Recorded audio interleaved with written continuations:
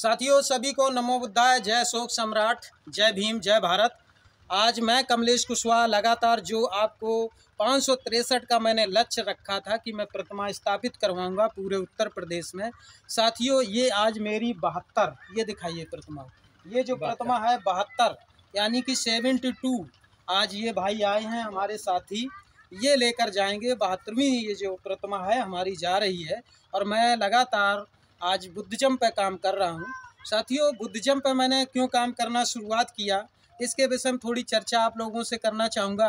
कि बुद्धिज्म को मैंने जब पढ़ने के बाद मैंने समझा कि इसमें जो है एक भाईचारा, करुणा, लोक कल्याण, विश्व कल्याण की बात कही गई। लेकिन बहुत सारे धर्म जिसमें हमें थोपे गए हैं, धर्म में अंधविश्वास, पाखंड इसमें बहुत उसमें भरा पड़ा, लेकिन बुद्धिज्म में अंधविश्वास, पाखंड नहीं भरा पड़ा है।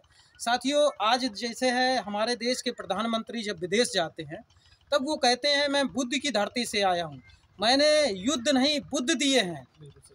अब वो बुद्ध की बात करते हैं, लेकिन जब भारत में आते हैं, आज एक संकिसा जगह है, मैं दूसरा वीडियो में आपको दिखाऊंगा, जो अंतर्राष्ट्रीय बौद्ध स्थल है। मैं अभी कई बार वहाँ हर साल जाता हूँ, घूमने जाता हूँ। वहाँ पर बुद्ध से ही युद्ध है।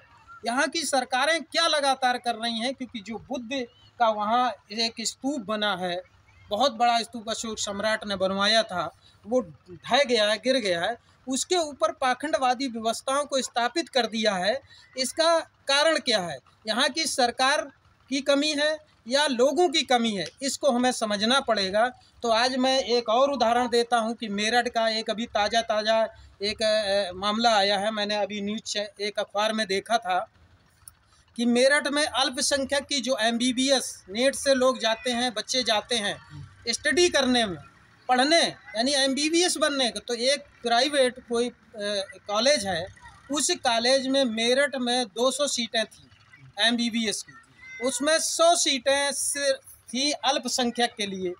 और 100 सीटों में अल्पसंख्यक में कई लोगों को जो यानी कि हाई कास्ट के लोग वो बौद्ध बने।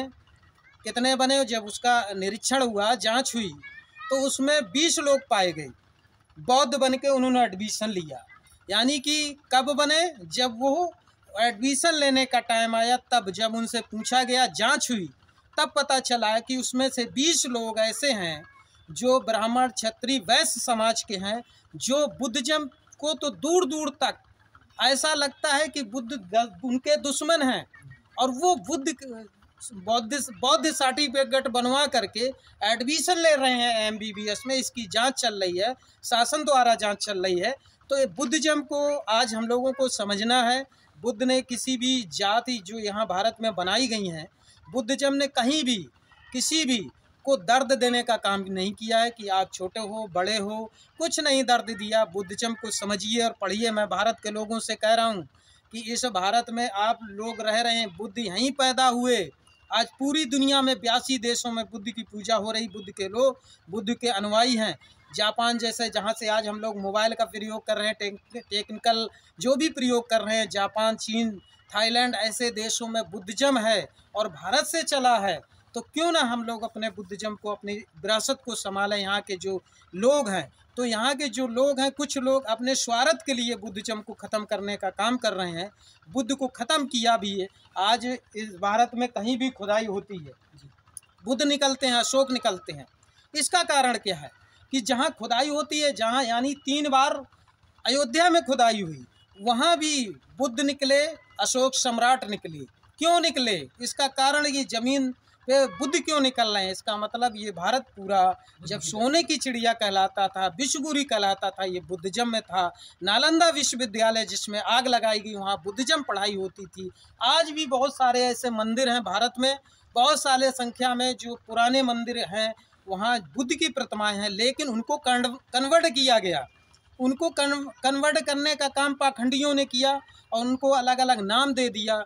बहुत सारे ऐसे, एक भाई IIT के हमारे छात्र हैं, उन्होंने केदारनाथ के नीचे जो बना हुआ है, उसके नीचे उन्होंने सर्च किया तो वहाँ एक बुद्ध विहार है।